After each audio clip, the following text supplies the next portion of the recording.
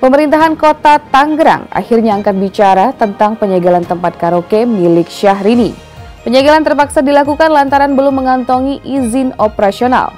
830 botol minuman keras juga disita oleh pihak berwajib dari tempat karaoke Syahrini. Lantas apa alasan Syahrini hingga 2 kali mangkir dari panggilan terkait tempat karaoke yang kini dalam penjagaan ketat tersebut? Pemirsa, berikut liputannya.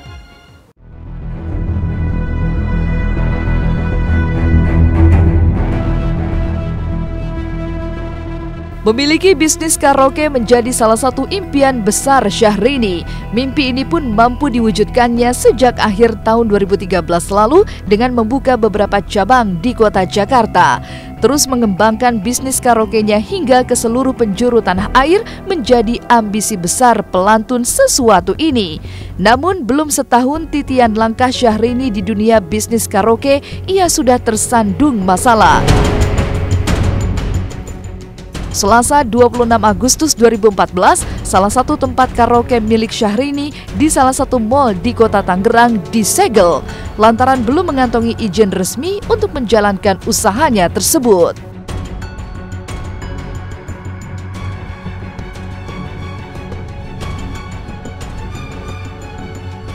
Kalau informasi, karena itu kan tidak memiliki izin, tidak memiliki izin. Di situ tidak ada IMB-nya, kalau tidak salah juga AO-nya juga tidak ada. Oleh karenanya dari pihak Krantip ini juga melakukan penertiban.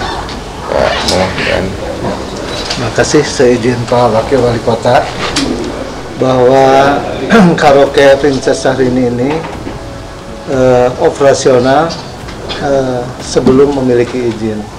Oleh karenanya karena di pemerintah Kota Tangerang ini diatur dengan peraturan daerah dan kami sebagai penegak peraturan daerah, yang pertama bahwa karaoke Syahrini telah melanggar Perda nomor 17 tahun 2011 tentang retribusi perizinan tertentu baik itu HO maupun IMB. Yang kedua juga Perda nomor 6 tahun 2011 tentang ketertiban umum dalam pasal 34 ayat 1, setiap orang atau badan dilarang menyelenggarakan tempat usaha hiburan tanpa izin wali kota. Jadi harus ada izin dari wali kota. Hari Kamis tanggal 21 kita menanyakan ada suratnya enggak. Tidak dapat memperlihatkan surat-suratnya pada saat itu. Kemudian kita sepakat dengan Pemda untuk menutupnya tentu polisi mempolis lain, kemudian dari Pemda menempelkan di segel. Soal perizinan memang menjadi faktor utama hingga pemerintah Kota Tangerang melakukan penyegelan. Tetapi tak hanya sampai di situ.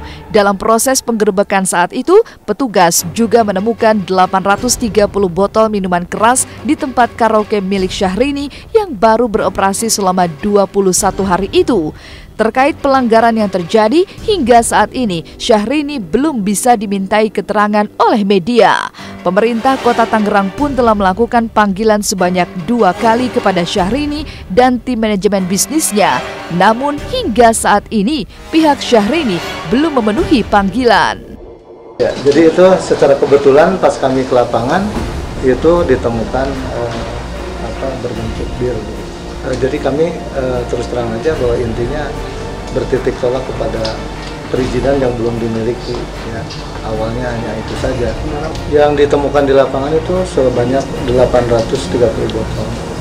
Kami sudah melayangkan surat panggilan sebagai pengelolanya ya dari karaoke tersebut dan belum hadir sampai sekarang.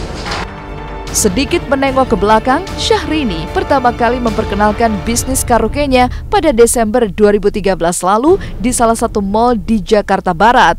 Ia mengaku tempat karaoke-nya mengusung tema yang berbeda, yakni diperuntukkan bagi keluarga yang ingin berkaraoke bersama.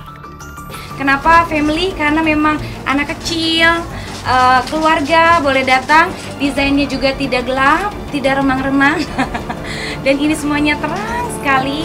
Dan penataan dari ruang ke ruang juga memang seperti di rumah ya. supaya juga bisa merasakan bahwa bukan sedang di karaoke di mall-mall gitu ya.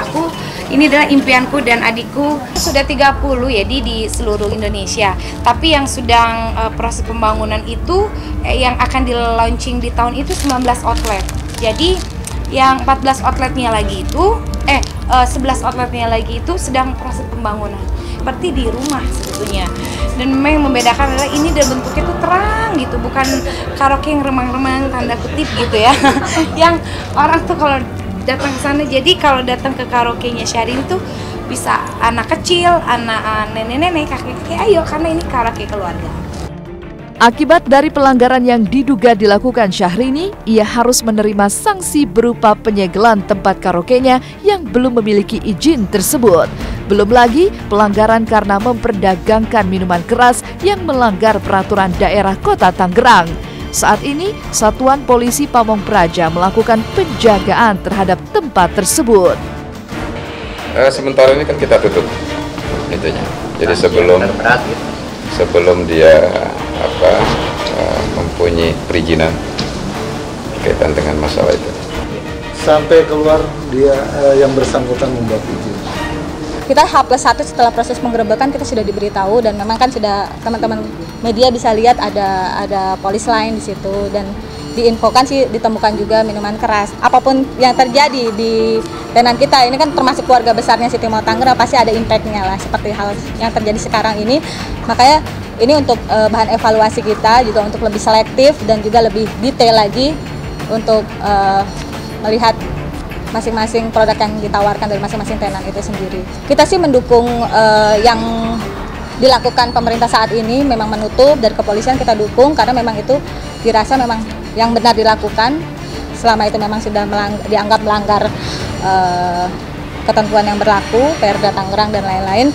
Kita dari pihak manajemen mendukung action yang dilakukan oleh pihak pemerintah, dan kita akan menuju tindak lanjutnya dari pihak manajemen Syahrini itu sendiri. Pasangan sejoli Rangga Azov dan Vita merayakan hari jadian mereka yang ke-6 bulan. Seperti apa romantisnya Rangga Azov kepada sang kekasih di momen spesial mereka? Jangan kemana-mana, Was-Was akan segera kembali. Happy anniversary 6 bulan.